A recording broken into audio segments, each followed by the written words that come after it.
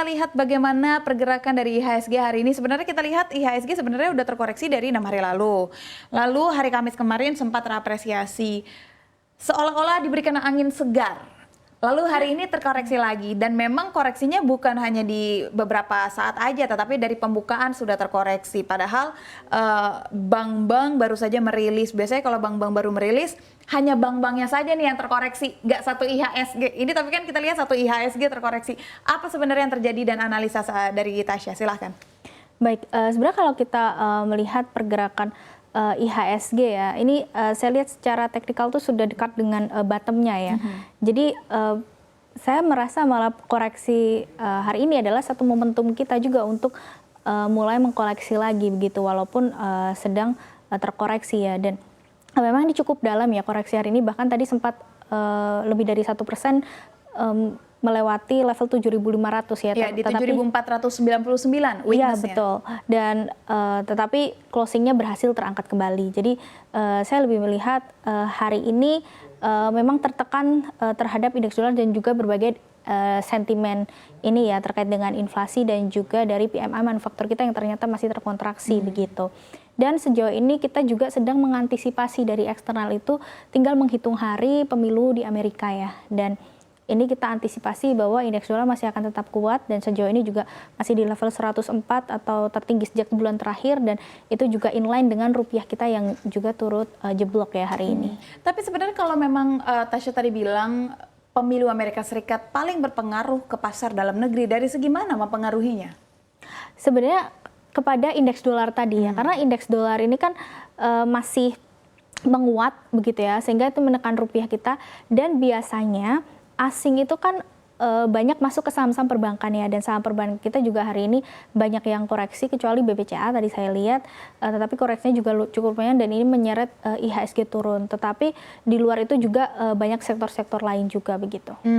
Kalau kita melihat sektor perbankan, perbankan ini baru saja merilis laporan kuartal ketiga.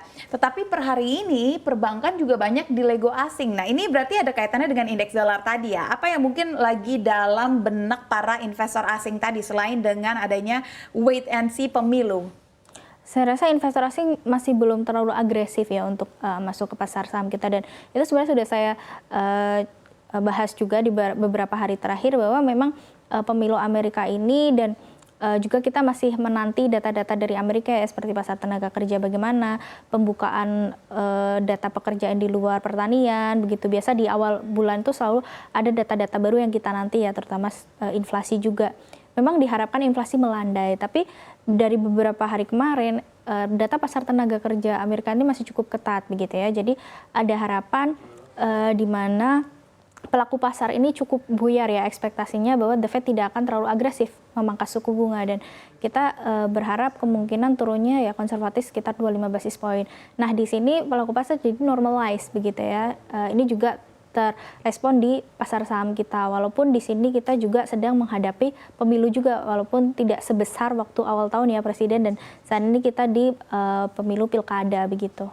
Oke, dan kalau kita elaborasi dari dalam negeri, sektor-sektor pada hari ini semuanya cukup koreksinya cukup dalam. Hanya sektor teknologi, itu pun apresiasinya sebenarnya tipis sekali.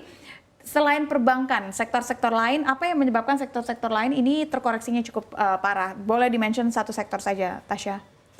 Saya tadi melihat sektor komoditas ya, banyak yang terkoreksi juga, dan saya melihat ini juga terimbas dari dolar kita ya, yang memang cukup melemah. Dan sebenarnya kalau kita melihat pelemahannya ini, kalau kita dari awal bulan ya, atau bulan lalu ya, itu kan kita sempat kepada 15.100-an begitu, tapi di akhir bulan Oktober malah masih atau melonjak lagi ke 15.700. Jadi saya merasa di sini ada pergerakan yang terlalu volatile begitu dari nilai mata uang kita begitu ya. Jadi itu cukup mengganggu bagi pergerakan komoditas kita, apalagi China juga masih cukup lesu kan, jadi permintaan dari sana belum terlalu cukup stabil begitu. Dan kita juga melihat bahwa dari sisi energi minyak gitu ya, waktu itu sempat ada kenaikan juga sampai dengan 80 US dollar per barel ya untuk Brent sendiri. Jadi volatilitas di situ juga masih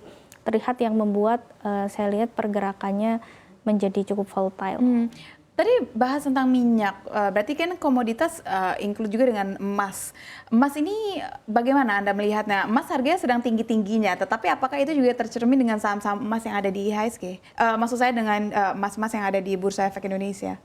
Sebenarnya kalau kita berbicara soal emas yang harganya terus mencetak rekor dibandingkan dengan harga sahamnya, begitu ya, ini tidak terlalu berkorelasi signifikan karena memang perlu diakui bahwa perusahaan-perusahaan yang ada di bidang emas di Indonesia ini tidak sepenuhnya bergerak di bisnis emas begitu. Mereka masih punya nikel, masih punya tembaga begitu ya. Jadi pergerakannya tentu akan mengikuti dengan harga komoditas yang lainnya begitu. Tetapi satu yang pasti dari emas ini memang cukup atraktif di tahun ini karena banyak ketidakpastiannya. Jadi emas itu menjadi salah satu instrumen untuk safe haven begitu ya di tengah ketidakpastian saat ini seperti ya pemilu Amerika, kemudian juga ketidakpastian geopolitik ya, walaupun sempat mereda ketika serangan Israel itu tidak mampu mengenai cadangan minyaknya Iran ya, tetapi di sini kita mencermati juga bagaimana dengan ketegangan politik yang ada begitu di sana. Walaupun sejauh ini kita melihat untuk ke harga minyak ya, mungkin sampai dengan akhir tahun tidak akan menembus sampai 100 begitu, tetapi volatilitasnya tetap kita perlu antisipasi. Oke, Kak.